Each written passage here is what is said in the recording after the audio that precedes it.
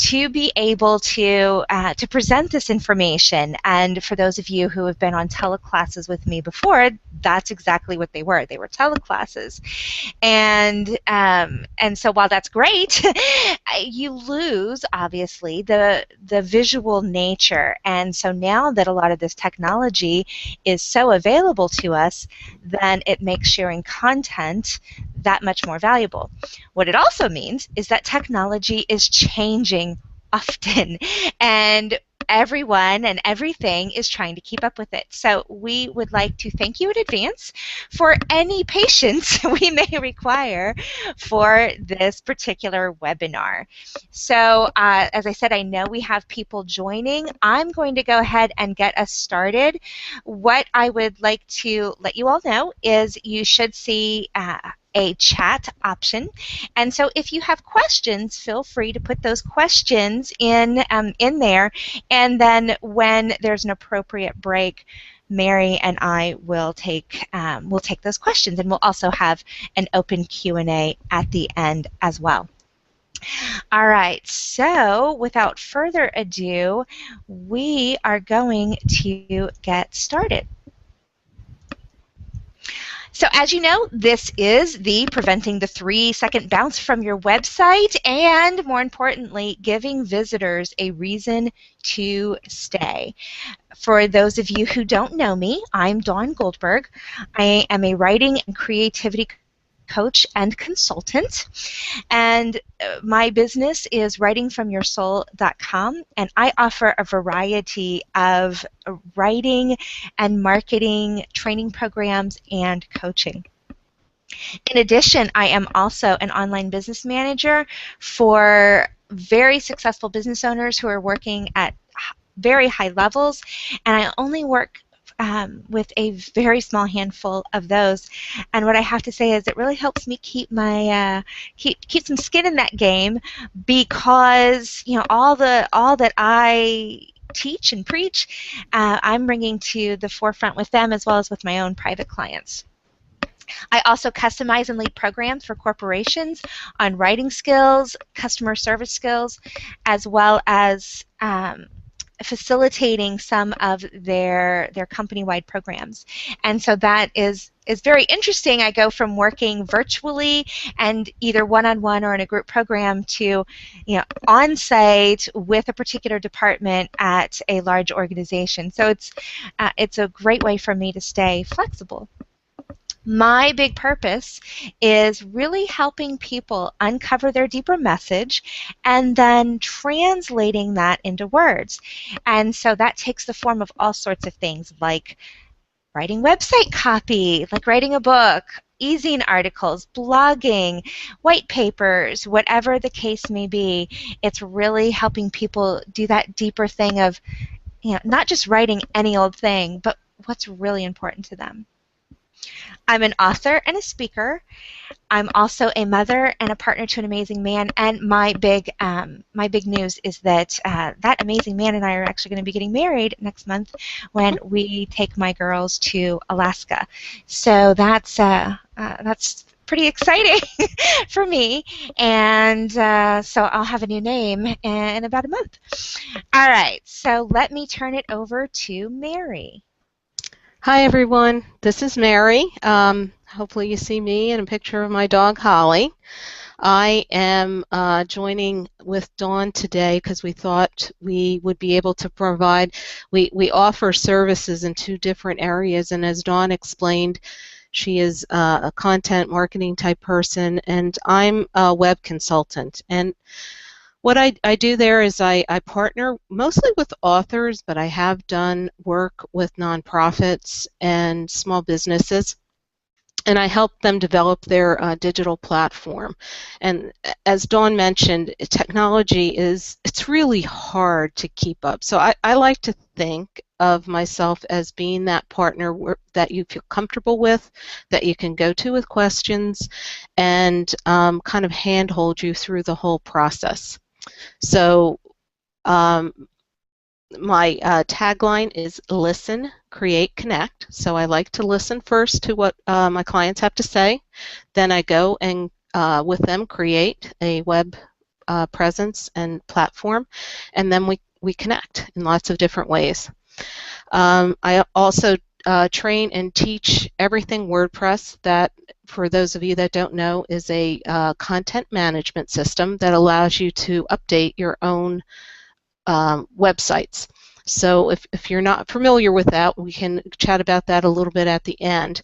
But I want people to get over that hump of not being able to take care of their own website and their content, because I think it's just so important.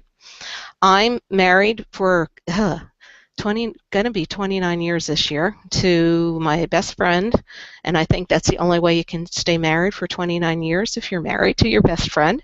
And I'm a mom to 3, I say amazing kids, they're amazing, but they're actually young adults. And as I said, that's my poodle, Holly, who keeps me company all day. So we're going to move right into the topic of our webinar today, and we're going to talk a little bit about what a bounce rate is. So Google defines a bounce rate as the percentage of visitors that go to only one page before leaving your site or bouncing off of the site. So what that means is that a high bounce rate means that a large percentage of people on your site didn't even get past the first page or even interact with your site.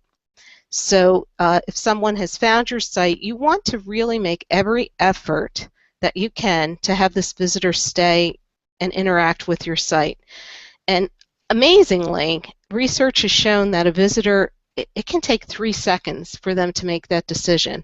And I'm sure you're probably familiar with you've done a search in your browser, you found what you thought was the perfect website, you go there, it looked too confusing, it was outdated, it was sloppy, whatever, you click out of it and you go back down to the next website that's listed in your Google search.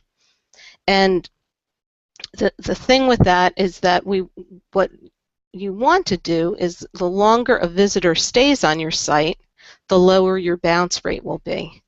And why this is all important is because for those of you that are familiar with SEO, which is search engine optimization in Google, the big thing is being ranked in Google, that you appear somewhere near the top of a search. So in their algorithm, one of the components of that is the bounce rate. So if you have a low bounce rate, that says to Google that, okay, people are interested in this site, they're staying on this site, so I'm going to give that a little bit of a higher ranking in our searches. So that's what bounce rate is. And again, if you have any questions or anything along the way, please, I'm not going to read this stuff because I just noticed that there's comments like salmon spawning and stuff. So thanks, Jeff, for that comment. We're going to go into the design elements first of lowering your bounce rate. And mainly, I picked 4 areas. There's other things that we could have talked about today, but given the time frame, I really wanted to focus on 4 areas: effective navigation, the readability, actionable, and engagement of your site. So what makes a navigation effective? Well, first, it really has to be easy to find. I have an example of this.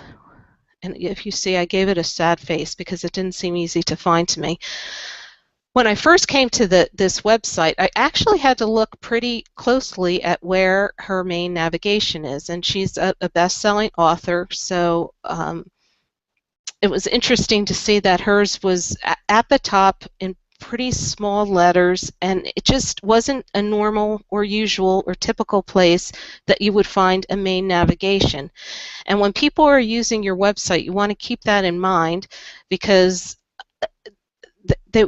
even though there's lots of design elements and things that can make you go be different from everything else, sometimes that's not all that good, because if you're marketing to a typical type of audience, let's say readers, they're not going to care much for the wow design factors. They're just going to want a really usable and easy to use site. So you want to keep your navigation easy to find. So on this site, you see it's right up front and center. It's below the person's name. You know exactly where you're going to be, and even though it is small font, it's still pretty good in knowing exactly where to find it. So our next design element is being consistent. So that means when you have your main nav bar or menu in one place, it's good to have other menus for your subpages in a similar location. So when I came to this website, you'll notice that Janet has her main navigation along the top, but then she has some other links within this, and that's not to say that this is bad, but it's not what I was expecting when I got to this page.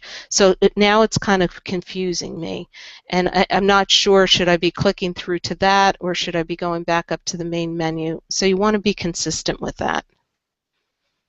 On the other hand, one Melody ends, when I clicked on About Melody and Melody's blog, it's exactly what I got. It's plain, it's clear, it's simple, so I don't have to go searching around for things.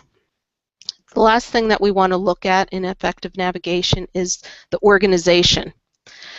This may be a very familiar look to you. It was the way websites were done, and sometimes it went down to level, to a lower level, to a lower level, and you could just keep going. That becomes very cumbersome, especially in today's age when we're now looking at a lot of our websites on smaller screens. So something like this would just not work. It would get really frustrating to try to navigate to a specific book in this sense that you would want to get to. Now, I do have to say that Janet she's a prolific writer, so she needs to be able to have a place for all of these different books and series, and so I can understand where that issue may be coming. But now you might have seen something, this is called a mega menu, and what it does is it takes the different categories and then breaks it down even further, so it makes it very simple to see exactly where it is that you want to be. As I mentioned before, the mobile sites, these are the two examples, so you could see what happens with Janet's navigation on a mobile site. Part of it is just hanging off the edge of the screen, and if you were using this, you would have to scroll sideways and up and down to try to find the exact thing that you were looking for. So again, it's very cumbersome and might make somebody want to leave that site pretty quickly.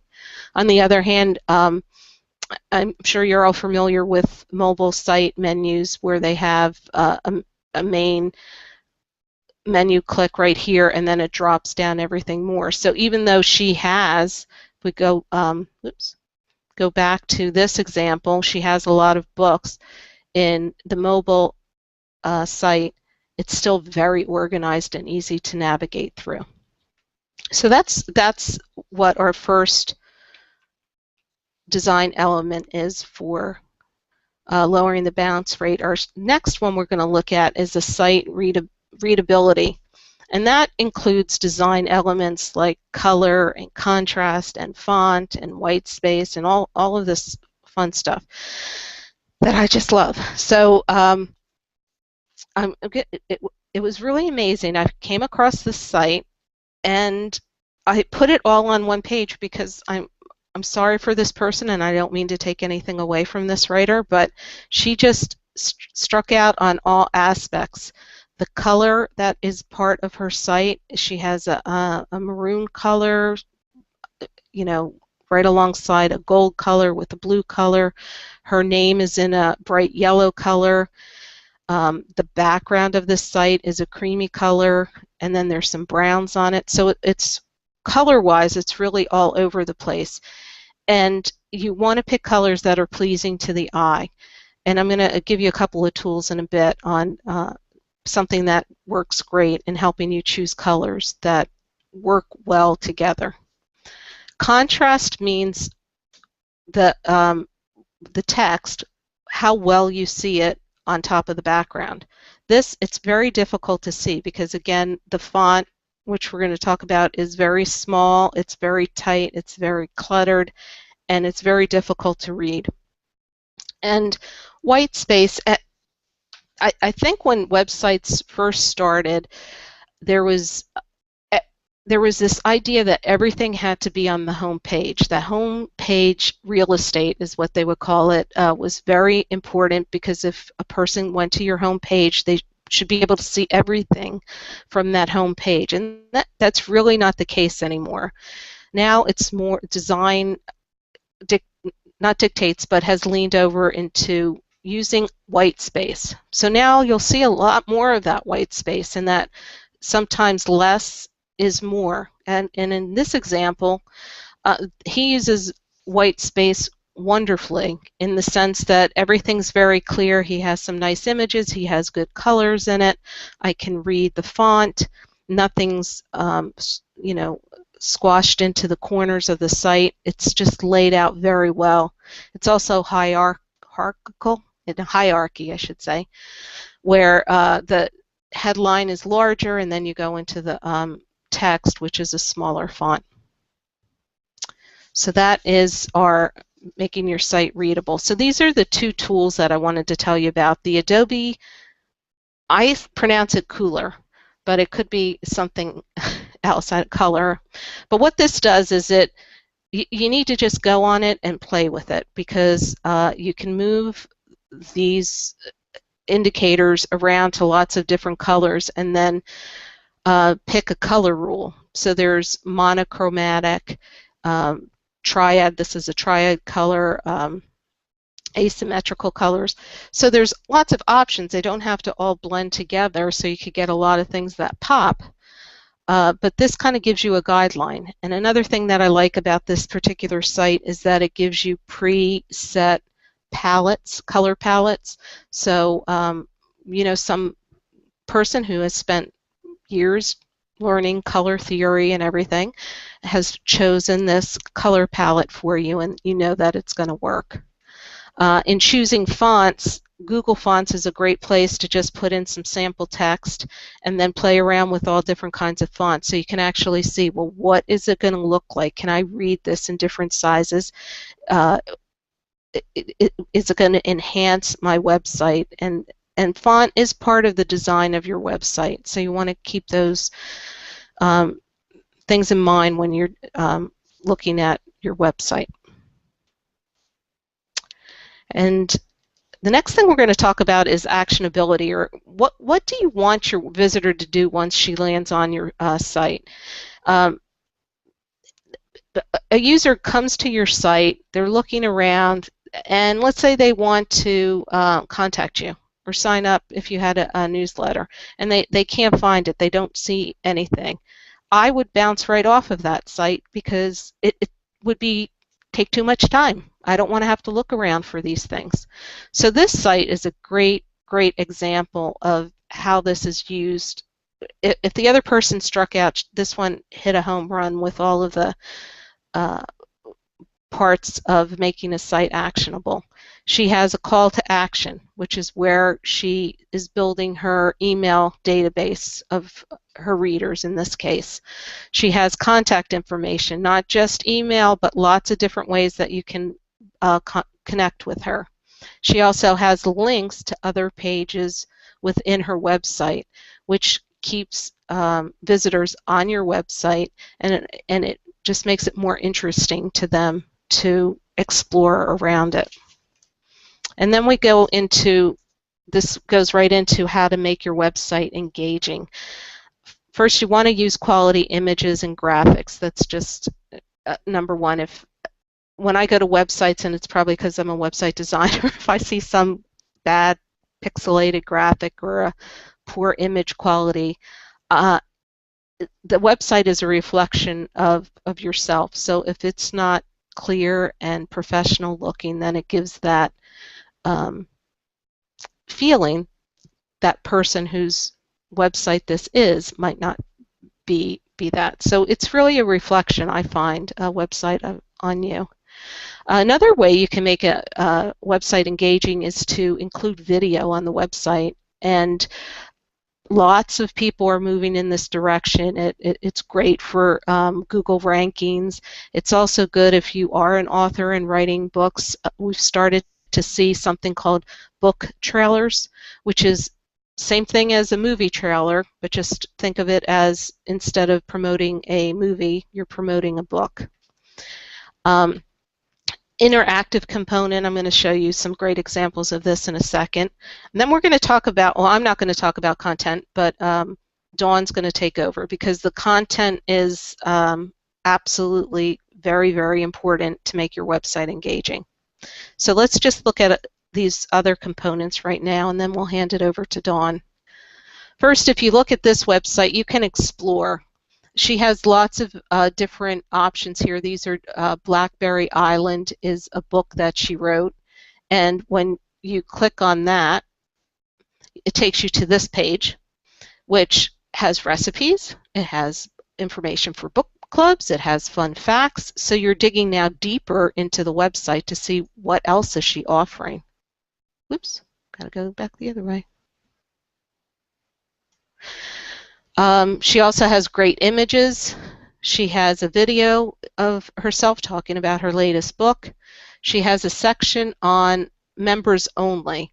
And this is an area that has also become more and more popular where if you're a member of the site, you're privy to a special section of the site that just a regular visitor can't even see. So when I went to Susan's site, I became a member. For her, it was a free sign-up. It was not, there are paid memberships also. But once I got in there, then I had access to fun pictures that readers submit, or games that I could play, or a contest that she's running, or she's offering lots of freebies. So this, again, the more you're interacting with the visitor of your site, the more they'll return to your site again and again and again and stay on your site, and that helps with the rankings and making your website and platform successful. So with that, I'm going to turn it over to Dawn now, and she's going to talk about content. All right, and it's funny. Jeff just figured out for us what our issue was that we've been messing with the screen kind of flipping a little bit back and forth. And thank you, Jeff. I appreciate your help. All right, and sorry we didn't figure that out before, and so hopefully it wasn't too disturbing seeing back and forth, back and forth. Before we go into content, though. Mary, there are a couple of questions about navigation in the chat if you want to take a look at those. Okay. Actually, Dawn, I think it's on, oh, here we go. Wondering what Mary's opinion is of whether the very top main nav item should be hyperlinked to a page if there are drop-down items or not. In other words, should only the drop-down items link to pages, or should the main nav items also link? Susan, that is a really, really good question. And I don't know if there's a hard and fast rule. I personally don't like it when the main, the top part of a navigation bar is not linked to anything, because I think something's broken about it. So what I typically do is I have my clients write a very brief overview of something and maybe have links or a sub-menu on that page, so that you can have a couple of different ways to get to an actual page. So this just, it doesn't make the user or visitor think that they've made a mistake and it's not working. Does that make, I hope that makes sense to you. Great. And then Morgan had a question right below Susan's about levels of nesting submenus. I don't see that one. Can you repeat that? Yeah, it says how many levels of nesting submenus would be okay? Just one? Oh, yes. In today's styles, it is one. Especially as I explained with going to mobile screens and smaller screens, you really want to try to keep it to that main one and then one below it. I think otherwise it just gets like that one screen that I show you, it just gets too cumbersome best to use. So that would be my suggestion for that. Great. All right. Thank you for your help, Mary. And it's when we decided to put this webinar together on preventing the 3-second bounce, it really was bringing in the two different elements. There's the look and feel, and then there is the content. And yes, I'm all about words, but I'm also about the look and feel for things too. There's a visual component to reading, whether you're reading on print or on the web, and so that comes into play, and of course with the colors and logos and fonts and things like that Mary mentioned.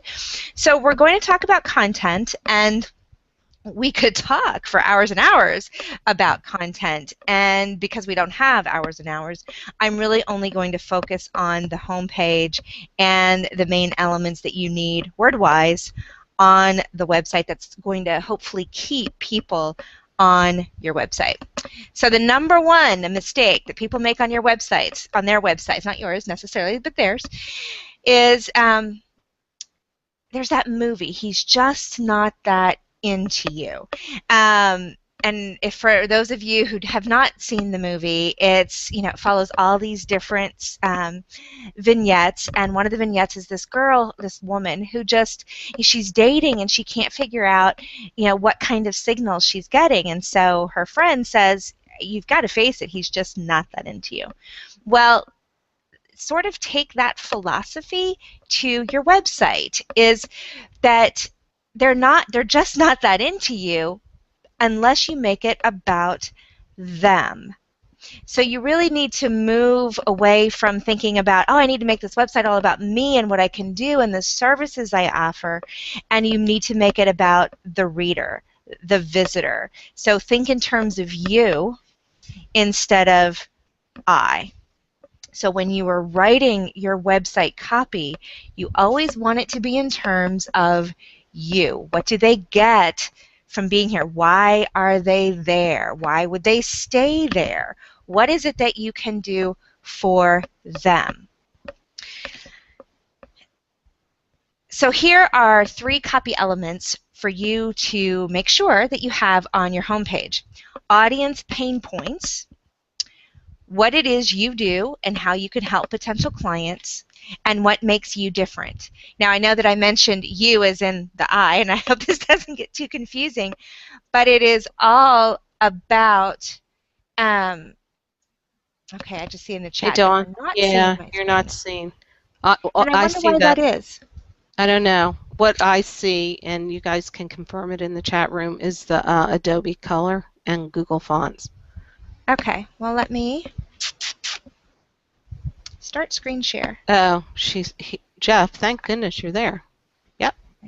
Now we're doing it. I had myself highlighted just to note that, but okay. So now, does everybody see the 3 copy elements you need on your homepage?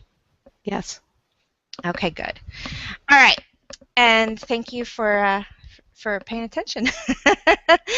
Okay. So the 3 copy elements. I'll say it again just because there might have been some confusion because all you saw was my face and not any information.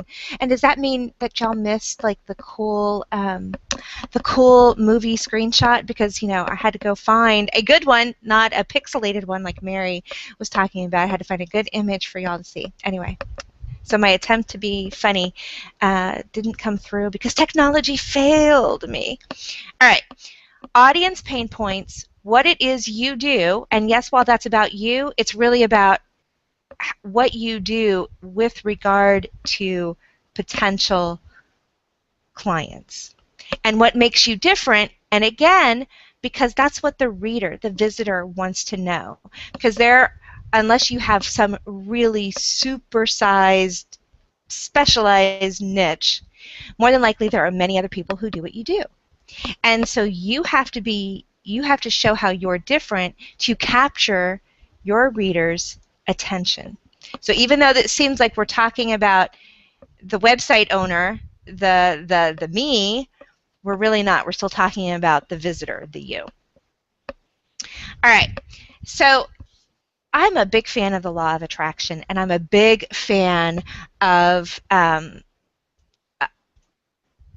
I'm a big fan of the thinking positively, really focusing on the positive, not the negative. The reality is, when people go searching for, for what it is that you offer, they're usually searching for something to be a solution to their pain. Even if people are looking for something that sounds positive, like career change or life change, it's usually because they're miserable in their current position or current life. So, as much as we may not really want to think this way, pain is really a top motivator. And we'll talk about some of the main motivators that you can make sure you're addressing. So some questions that you can ask to really get to the you in your reader. What does your audience struggle with? What are they trying to prevent? What do they want less of? And what do they want more of? And that more of, yes, is a positive, but it's also usually a counter to they want less of something else. So the motivators are, and this is what you want on your homepage. If you have any sales pages, if you're promoting anything, you want to be addressing at least one of these, if not more. So the 12 motivators. People want to save time, save money, make money, avoid effort, increase happiness, find success, be pain-free and or healthy, have fun, gain praise, feel safe and secure, feel liked or loved, be popular, and freedom. And Jeff is just a fountain of information. He says Google will get 10 searches for anxiety for every 1 search for inner peace. So that's a statistic that goes to prove the whole address the pain. Making it all about the dreams and joy is good, and you can bring that in, but people are searching for solutions to their pain. So the next thing, so we've talked about how you need to address those pain points. The next thing is to be very clear about who you are and what you do. And so here is a simple formula. I help or work with, and then you fill in the blank with your particular audience, your niche, and you want it to be specific, not I work with anyone, because who is going to see themselves in that if they come to your website? Now, if you say, I work with female authors who write paranormal romance, that is pretty specific. Or I work with former athletes who want to continue a marathon training program, again, much more specific than I can work with anyone who wants to be healthy. The next part of that is, so I help work with, fill in the blank, who struggle with, or who can't, or who are, whatever their problem is. So that, and then the benefit. Here's what that looks like for me. I help entrepreneurs and small business owners uncover their deeper message and then translate it into words so that they can reach their audience, attract more clients and customers, and get their purpose out into the world in a bigger way. Now, I could be even more specific. Mostly I work with women entrepreneurs with online businesses, and but I was doing this fairly quickly for you all. The more specific I can make this, the more that I drill it down, then the easier it's going to be for my ideal client, my potential client, to see herself in the words that I have on my website when she comes to visit. The other element that I mentioned is what makes you unique. What is your hook? So what is that specific outcome or experience you can promise people that they want and can only get from you? And this may be a quick answer for you. More than likely, you'll need to do a little bit of work around this. You may need to ask current or former customers and clients, what did you like about working with me? What did you feel that I was able to provide you? What did you get from me that you didn't get from other people in whatever that field is? And start putting together those answers. One of the things when I've done this exercise, and I continue to do it because I'm always refining my own message and my marketing, is I create sacred space. I create a safe place for people. I'm really good at breaking anything down into a system and a process, so I can just go, oh, here you go, boom, boom, boom, boom, boom. A formula, a step-by-step system, whatever the case may be. And I have an intuitive ability to help people pull out their message. So those are some things that make me unique, and that's some of what I want to convey on my website. It's funny, I have an outline and then I don't use it, so then when I need to go to my outline, I'm like, where am I? Because I don't know where I am. All right. You want to let your audience know they're in the right place. Some of what we've already talked about will help them do that. Addressing their pain points. If you do sleep therapy, for example, and so your top pain point is, do you struggle to get even 4 hours of sleep a night? Having something like that at the top of your homepage is going to help let the reader know she is in the right place. You want to be clear, and you want to be simple. Now, I will say that some of Mary's design elements can help with this as well. Breaking your paragraphs up into smaller paragraphs, having more white space, using different headings and subheadings, help clarify your message. Believe it or not, the look of your message can clarify the content of your message. And you're also being clear. As much as I'm a writer and I love words, I have found that when I try to be too clever, or I try to be clever, that if people have to think about it for more than a second, then it's too complex. And so when you think you're being clever and brilliant and all of these wonderful things, you might want to stop and remember people are scanning. Very few people are reading word for word for word. So the things that their eyes are going to stop on, do they make sense as a standalone? So your subheadings, and you'll see this on some websites. Some of those subheadings can be pain points, or even here's how I can help you. That's something that the eye can fall on. So have your content be clear and simple. Spell it out if you need to. It's not because your audience is stupid or they have a 4th grade reading level. It's that they're very busy, they are scanning, and they have about 500,000 other things tugging at their attention. So the more you can follow some of what Mary and I are talking about, then the more likely you'll keep them on your site. So you want to let them know they're in the right place. I have a couple of websites that I thought really demonstrated that very well. And what was interesting is Mary and I did not collaborate as far as which sites we were going to show as examples. And so what I found really funny is that a lot of the sites that I'm going to show you have lots of white space. They're very simple. And again, not because we collaborated, we said we have to make sure we show the same kind of stuff.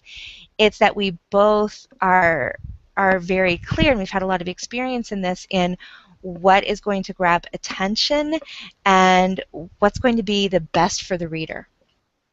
I do want to say one aside is you get so involved, and I say you as everybody, and it's true for me, and I'm sure it's true for Mary. We get so intimate with our websites, and we know what's on there, we know where to find things. We forget that a brand new visitor doesn't have any of that intimacy.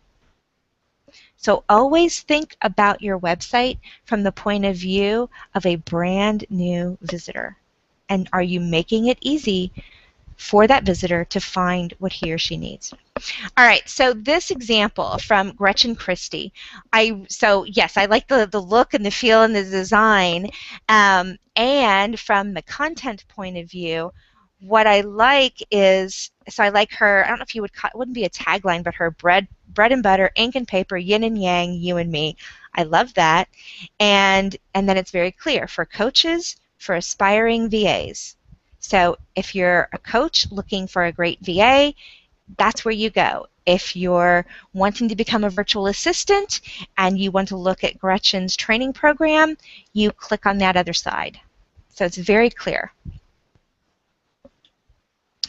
Another example, and this isn't the whole website, but I wanted you to see a section of, I think this is Marissa Murgatoid's website, and so there's this nice banner, get started, very clear. You know where to go, it's simple, it's actionable, as Mary said, and you have your 3 different options for how you can get Marissa to help you. There's option 1, option 2, option 3.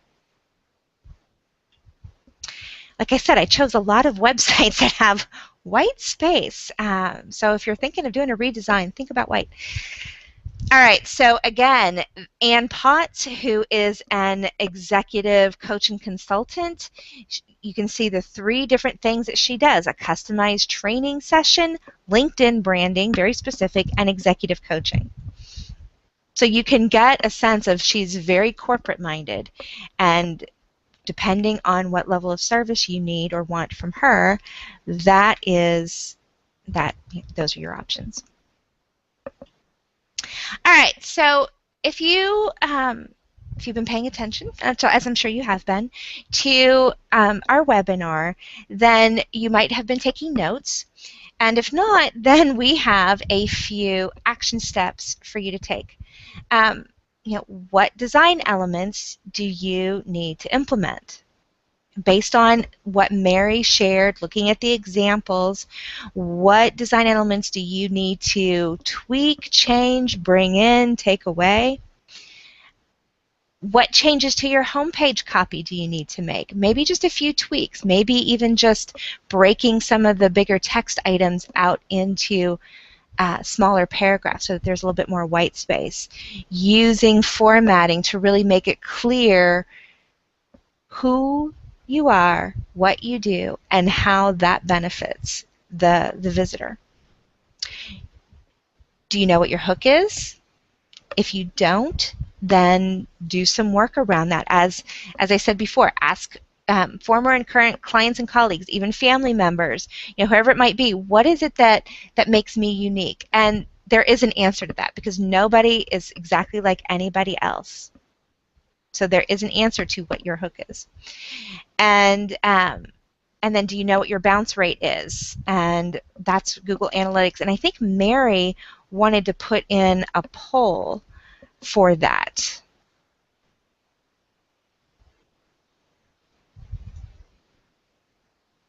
Is Mary there?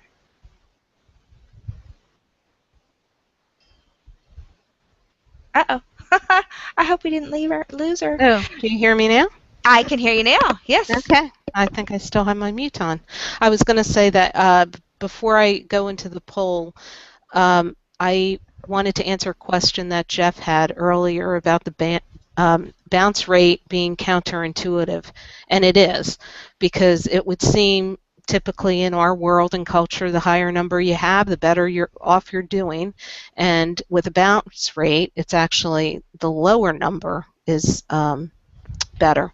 So what that means is if it's out of 100%, if you have 100 visitors to your site and your bounce rate is, let's say, 89%, then that means 89 people out of the 100 didn't get past the first page of your website. If you have a 2% bounce rate, it means that only 2 people didn't get past the first page of your website. And Dawn and I brought in the 3-second, preventing the 3-second bounce, is because that means that a visitor can make that decision on whether or not they want to go further into your website in 3 seconds. So it's quick. So it's got to be right if you want to keep them there.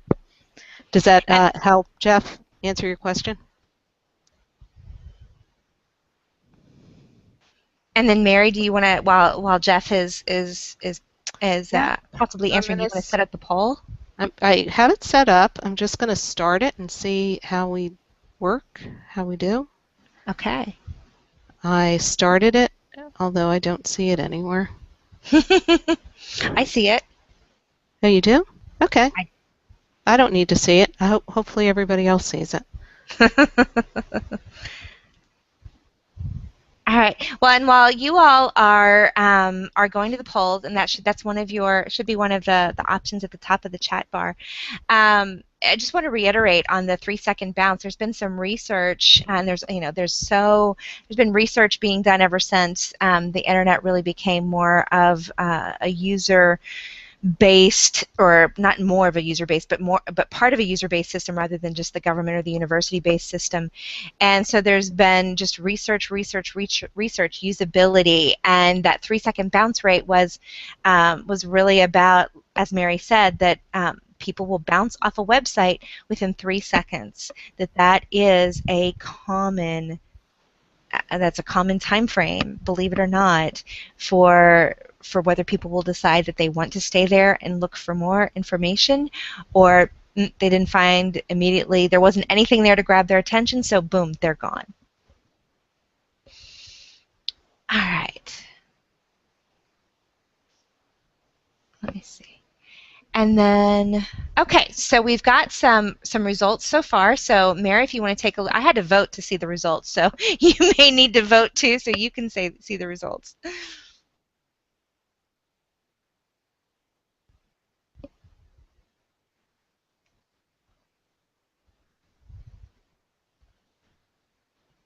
All right, and so what I see is that 25% use it all the time and love it.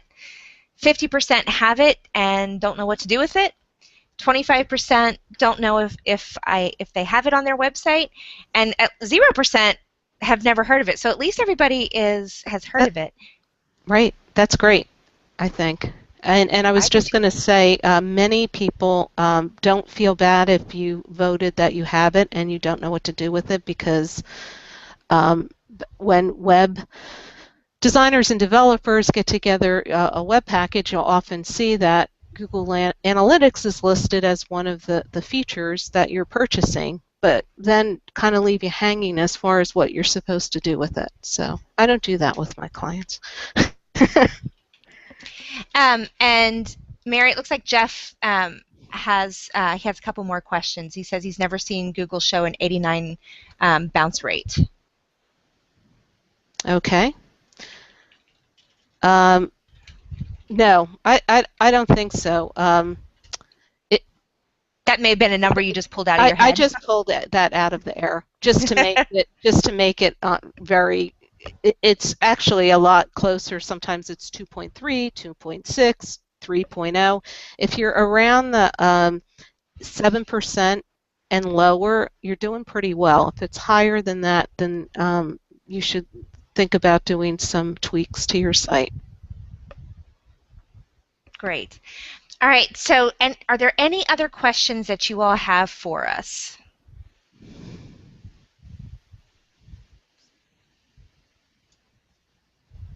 Give it a couple of seconds, because there is the inevitable delay with the Google Hangouts software. All right. Well, and we can still take questions even if you come up with one in the next couple minutes and go, wait, I do have a question, please. You know how that is. Oh no, I can't think of anything, and then of course we'll end the thing, and then you'll have your question. All right. So Mary and I both put together. And I just want to make sure that we're on the right. Yep, we are. Okay, so Mary, do you want to talk a little bit about what you wanted to offer everybody today? Yes, along the lines of what we talked about today, I wanted to offer you all a 30-minute website review. So if you have those questions like, what's my bounce rate of my site? Does my website have effective navigation?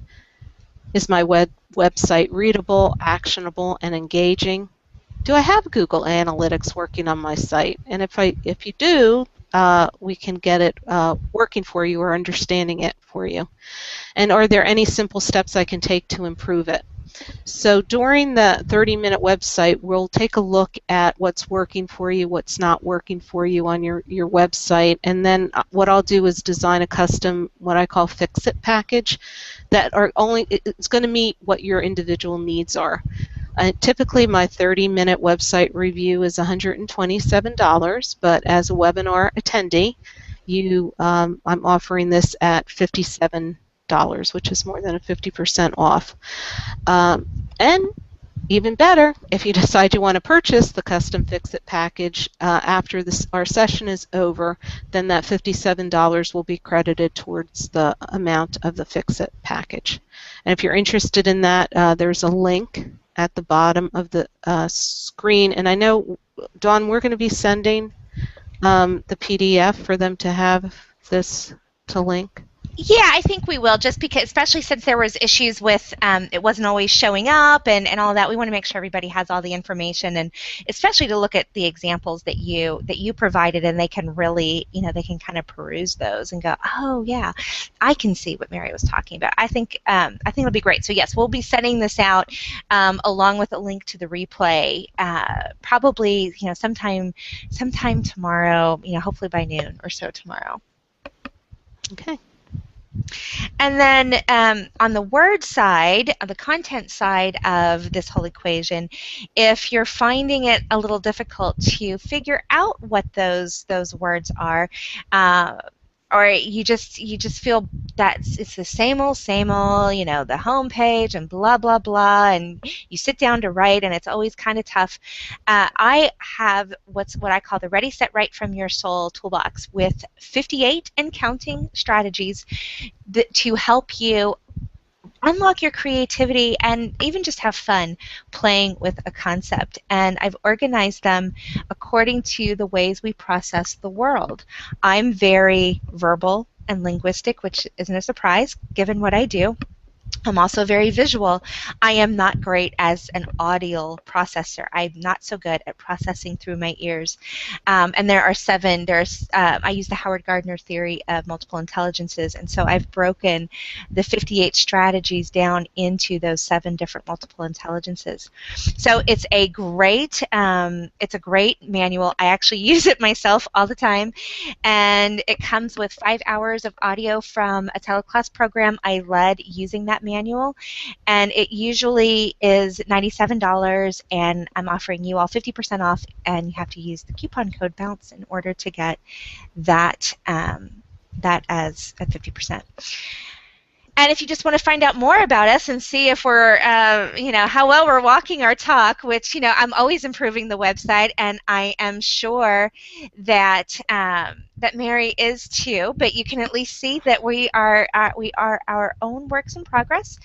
I'm at writingfromyoursoul.com, and Mary is at msfwebdesign.com. Yes, and Dawn, if you want to do this, thank you, Jeff. You can, Dawn, put the link as a sticky. And then would you like to say anything else? I would just like to thank everybody for coming. I think you, it's funny. It's you are talking into, it's unusual to not have that verbal communication back and forth, but I thank you for listening and your questions and participating. Absolutely, absolutely. So again, thank you very much for joining us, and we will, like I said, we'll be sending out a follow-up email with the link to the slides as well as a link to the replay. Thank you for spending some of your valuable time with us, and we hope you've found this information helpful, and we'll keep people from bouncing off your website. Take care and have a great day, everybody. Take care. Thank you. Bye-bye.